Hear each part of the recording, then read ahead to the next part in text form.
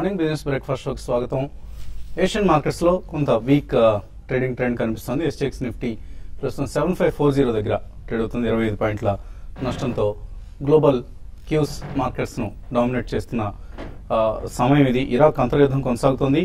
So ప్రపంచంలోనే oil producing nations OPEC countries లో second largest supplier of crude Iraq.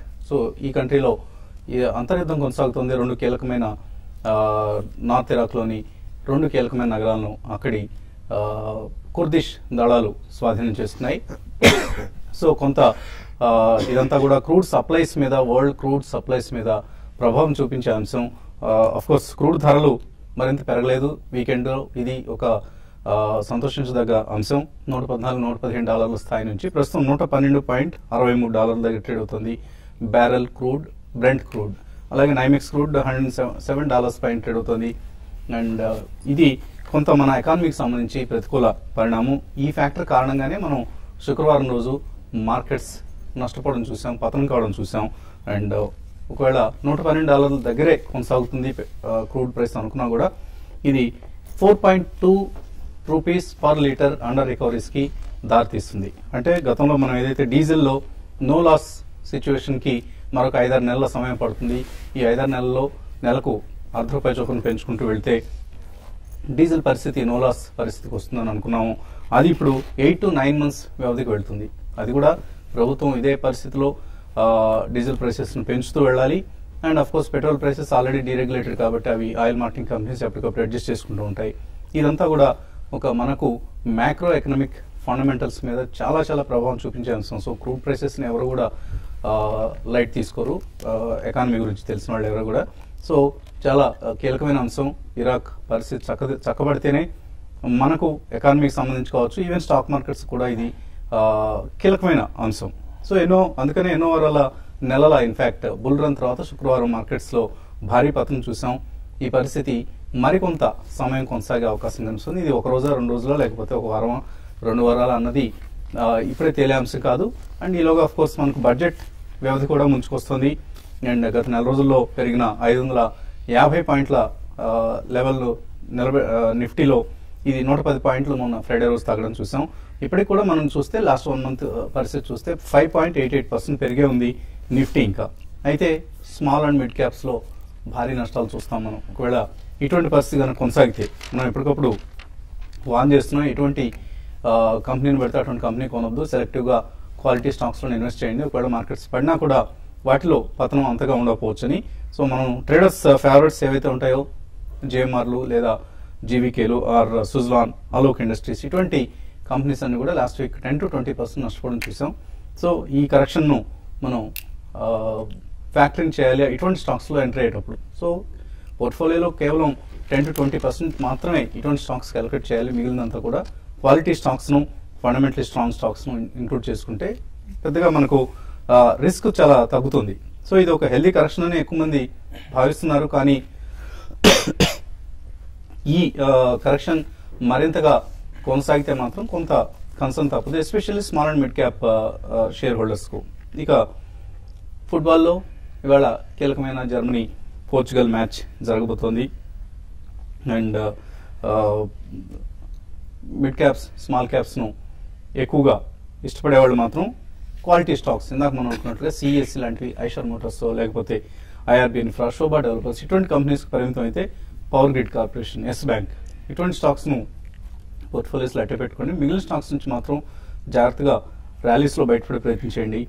And mid and small caps ఇప్పటికి కూడా మనకు out perform చేసే ఉన్నాయి. ఇయర్ టు డేట్ చూస్తే 13% mid cap index out perform చేసింది సెన్సెక్స్ నిఫ్టీల కంటే. అలాగే స్మాల్ క్యాప్ ఇండెక్స్ కూడా 34% అవుట్ పర్ఫార్మ్ చేసింది. అయితే ఇదే పరిస్థితి కొనసాగుతుందని చెప్పలేం. అండ్ అంతా సవ్యంగా జరిగి ఒకవేళ ఇరాక్ పరిస్థితి కొంత సద్దుమణిగితే, ఇంతకుముందు మనం యుక్రెయిన్ లో ఏదైతే పరిస్థితి చూసాం అలాగే ఈ సంక్షోభం కూడా దానంతట అదే కొంత సద్దుమణిగితే మాత్రం తిరిగి మార్కెట్స్ తమ బుల్ రన్ కొనసాగిస్తాయి. ఇక అప్పుడు మళ్ళీ డొమెస్టిక్ క్యూస్ డామినేట్ చేస్తాయి గ్లోబల్ క్యూస్ కంటే. అయితే ప్రస్తుతానికి మాత్రం గ్లోబల్ క్యూసే మార్కెట్స్ ను డామినేట్ చేసే అవకాశం కనిపిస్తుంది. మార్కెట్స్ పరిస్థితి గురించి మాట్లాడడానికి అనలిస్ట్ కూడా సిద్ధంగా ఉన్నారు మనతో. సో మార్కెట్స్ సంబంధించి మనం లాస్ట్ వీక్ చూసిన, ఫ్రైడే చూసిన పతనం ఏదైతే ఉందో అది ఇంకా కొనసాగుతుంది అనుకుంటున్నారో, లేకపోతే ఇదంతా టెంపరీ ఫినామినా, ఇరాక్ పరిస్థితి త్వరలోనే సద్దుమణుగుతుంది, యుక్రెయిన్ సంక్షోభం లాగానే మళ్ళీ మార్కెట్స్ తమ బుల్ రన్ రెజ్యూమ్ చేస్తాయి అనుకుంటున్నారు? ఇది ఉక్రెయిన్ కంటే కూడా కొంచెం కాంప్లికేటెడ్ ప్రాబ్లం అండి. ఎందుకంటే Iraq second largest supplier from west Asia అనమాట, సౌదీ తర్వాత. కాబట్టి డెఫినెట్లీ ఇక్కడ ఇరాక్లో సంక్షోభం అంటూ పెరిగితే కనుక కాస్త గ్లోబల్ ఆయిల్ సప్లైస్ పైన కాస్త ప్రభావం ఖచ్చితంగా ఉంటుంది. ఎందుకంటే ఇరాన్ పైన ఆల్రెడీ శాంక్షన్స్ ఉన్నాయి. థర్డ్ లార్జెస్ట్ సప్లయర్ ఏదైతే ఉందో ఇరాన్ అనమాట. అయితే ఓవరాల్గా ఇది ఎట్లా ప్లే అవుట్ అవుతుంది అనేది క్లియర్లీ ఆల్రెడీ కొంచెం ఇండికేషన్ వస్తుంది. ఒబామా గారు అనమాట వీకెండ్లో యుఎస్ ట్రూప్స్ ఇంటర్వ్యూన్ కాకపోవచ్చు అని ఏదైతే అన్నారో దాన్ని బట్టి అనమాట ఇటు రష్యా ఏమైనా ఇంటర్వ్యూన్ అవుతుందా అనేది కూడా చూడాల్సి వస్తుంది. ప్రాబ్లం కాంప్లికేట్ అవ్వకపోతే మాత్రం నేను అనుకోవటం ఇది కూడా ఒక పాసింగ్ ఎఫైర్గా ఉండొచ్చు. యుఎస్ మార్కెట్స్ వీకెండ్ కనుక పాజిటివ్గా ఎట్లయితే రియాక్ట్ అయినాయో శుక్రవారం నాడు, డిస్పైట్ ఫ్రైడేది 13th అయ్యి ఉండి, నేను అనుకోవటం మాత్రం ఇది maybe for another couple of sessions or 3 sessions అనమాట ఈ వీక్నెస్ కంటిన్యూ అయ్యే పాసిబిలిటీ ఉంటుంది ఈ ఫెటాల్ ఇరాక్ ఇష్యూ ఎస్కలేట్ అయితే. బట్ అదర్వైజ్ డెఫినెట్లీ ఈ వారం ప్రభావితం చేయగలిగిన అంశం మేజర్గా అనమాట యుఎస్ ఫెడ్ మీట్ అనమాట.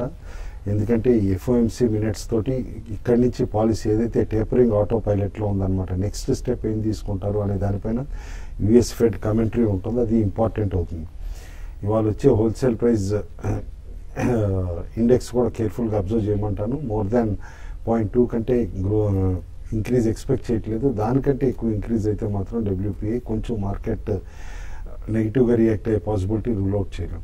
All in all budget preparation అగ్రెసివ్గా నడుస్తుంది. ఆల్రెడీ ఏదైతే కనుక ఆర్థిక మంత్రి గారు డిఫరెంట్ సెక్షన్స్ తోటి మీట్ అవుతున్నారో దాంతో వచ్చే క్యూస్ ఏవైతే ఉన్నాయో దాన్ని బట్టి చూస్తూ ఉంటే ప్రోగ్రెసివ్ బడ్జెట్ ఉండేటట్టే ఉంది. కాబట్టి నెక్స్ట్ బిగ్ ట్రిజర్ అనమాట ఇక మార్కెట్కి progress of monsoon and also budget అని చెప్పేసి అని అంటాను. ఈ కరెక్షన్ ఏదైతే ఇప్పుడు వస్తుందో ఇది మాత్రం డెఫినెట్లీ బయింగ్ ఆపర్చునిటీ అంటాను.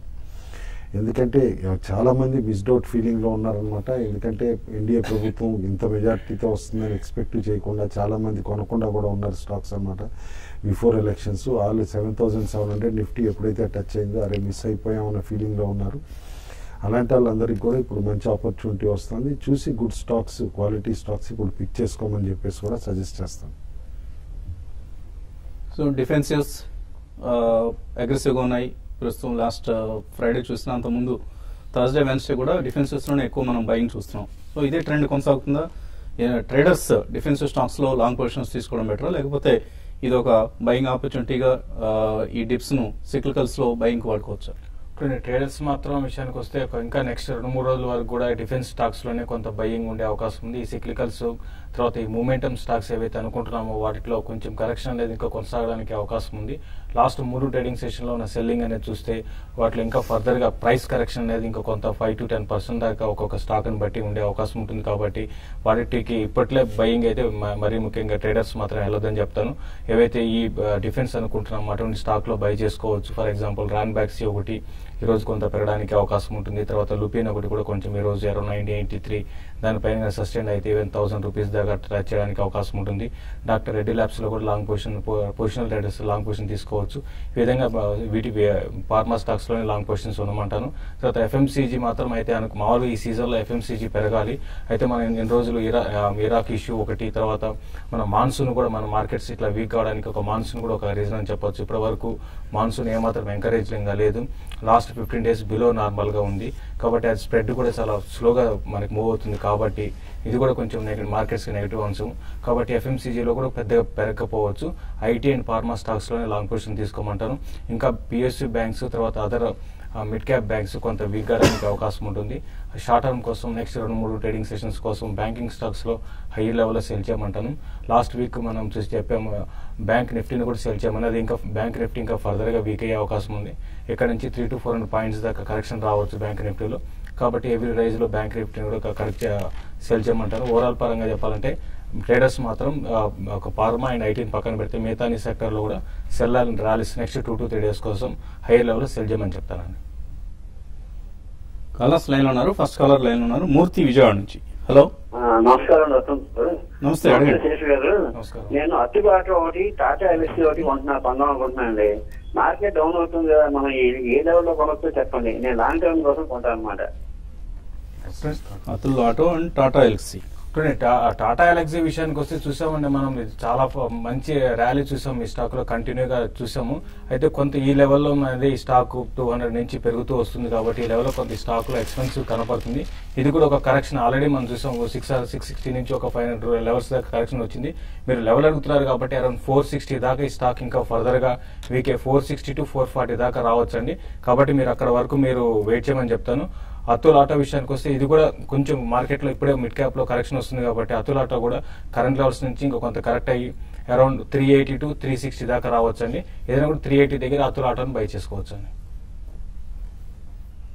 ఓకే అండి, మరిన్ని కాల్స్ తీసుకోబోయే ముందు కాసేపు ప్రకటనలు.